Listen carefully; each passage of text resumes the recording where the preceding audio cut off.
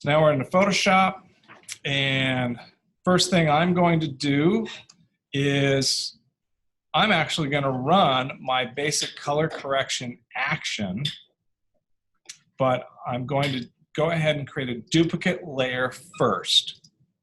That way I have always the original to fall back on, and I'll do a basic color correction. Okay.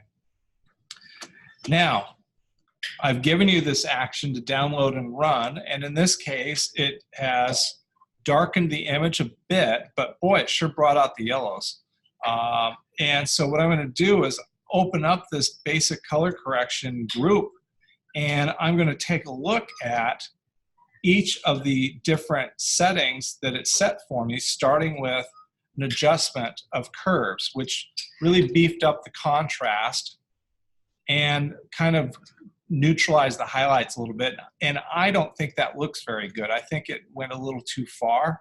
And so what I like to do is change the opacity down. And remember, I talked about how the human eye is terrible at making overall judgments because our eyes think everything that is transmitted light looks great. But in this case, it's really good at looking at before and after differences to make final determinations. And so there's before what I did in Lightroom, and there's after. And I think that the yellow daffodil has a little more pop in that image there with this adjustment. This is basically an auto curves correction, which since I had it really close, remember when we talk about Lightroom, I'm just trying to get it close, and then in Photoshop I'll refine it. Now I have this highlight burn layer, and I can look before and after, and I can tell you that I don't need the burn on the flower, but I do need it on this branch that's in direct sunlight. It's rather bright. So I actually can come in to this highlight burn area and actually paint with black and bring my flower back wherever I want to not have that effect. So maybe I want to open up and just make sure I have this. Okay, now I want to show you what I just did, by the way. Just make sure we understand what this layer is doing for us. So I'm going to go back all the way to here, and let's take a look. This is what I call a highlight burn layer, which is nothing more than what we call a luminosity mask. Luminosity mask, write that down.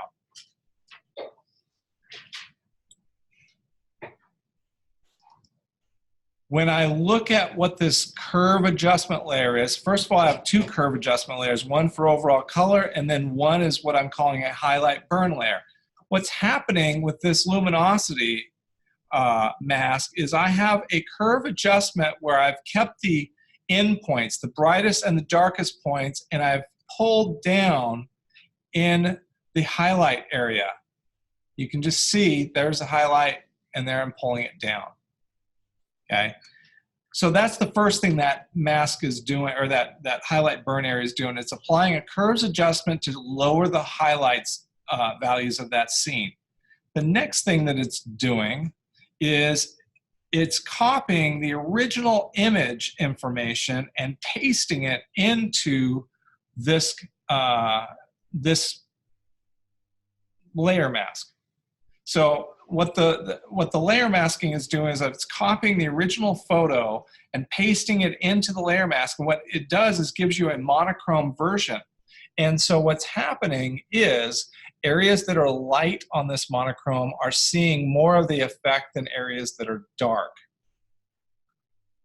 And in fact, I could further enhance that by increasing the contrast.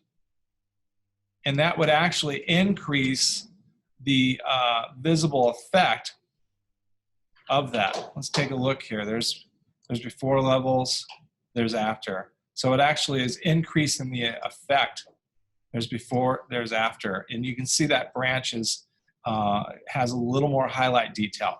But it's ruined the yellow. The yellow doesn't need that. And so all I'm doing is painting black on this luminosity mask in the areas that I don't want any effect to happen. now let's take a look at it before and after. There's before, there's after. Before, after. See how it brought in the highlights up here, and it's brought in the highlights there, and it's not having any effect on my shadows.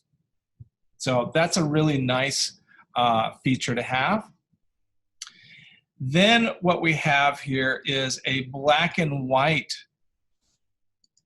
mapping layer that is set to luminosity. And what this black and white layer is doing is adjusting the relationship of colors to one another. And I can go in and further refine this. I can brighten up yellows. That's a little much. I could brighten up my greens.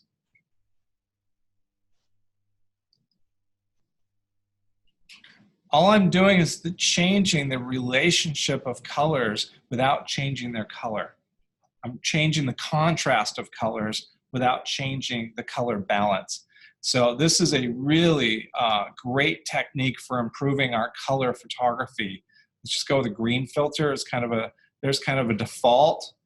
And then we can just kind of play with that a little bit further. I'll bring the yellow back. I like the yellow being a little bit.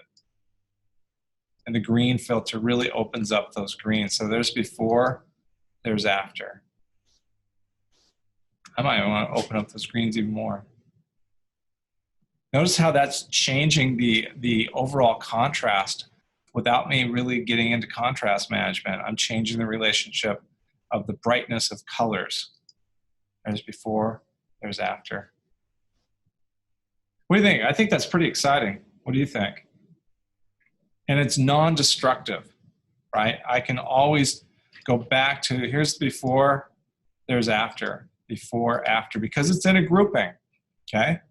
The last thing that we have in here is a color balance layer, and it is not set to do anything at this point. It is only there if I decide to use what's called split color grading, okay? In which case I could literally take my shadows and add a little more blue to the shadows. And I could take my highlights and add a little more, maybe a little more red to pop those out just a little bit. So there's before and after. See how that actually affected the overall visual contrast of that image. Okay, so I built that in there as something that I find useful to be able to manipulate the relationship of highlights and shadows in my subject. Okay, later on we'll actually play with that a lot more, where we actually would go ahead and play with a little more extreme. For example, I could go into my shadows and really add some cyan if I wanted to.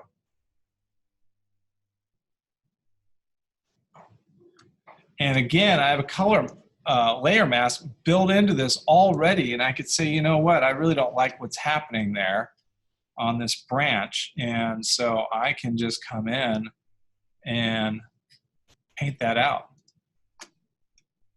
And look how that background green foliage now has this kind of mysterious cyan blue cast to it that is really maybe adding a little bit of nuance to it. But I kind of want to warm my flower back up. So I'm going to go ahead and paint black over that part of the scene. Okay, there's before, there's after. Before, after. I have tremendous control over my colors.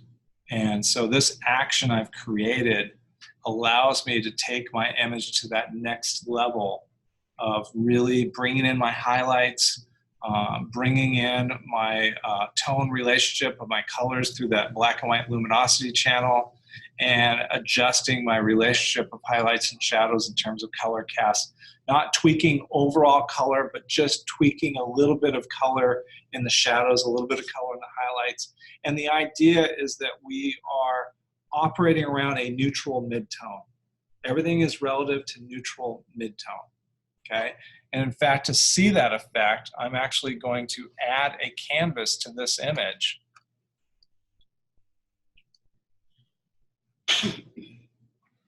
Graphic designers talk about this a lot, and that is using color around a neutral value. So I'm going to make this a 16 by 20 canvas and zoom out. Okay. There's before, there's after. Completely different effect on that image.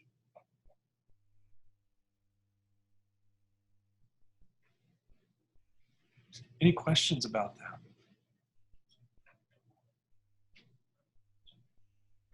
Okay. When you say you're painting black, Yes. where are you? I'm clicking on the layer mask, okay? Layer mask is just the most important tool to be aware of. Anywhere I've painted black blocks the effect of this adjustment layer. It hides the effect of that layer's information. Anything that's white shows the effect. So what I've done is, let me just paint white over this. So Oops. you're okay, you're going up and getting in color.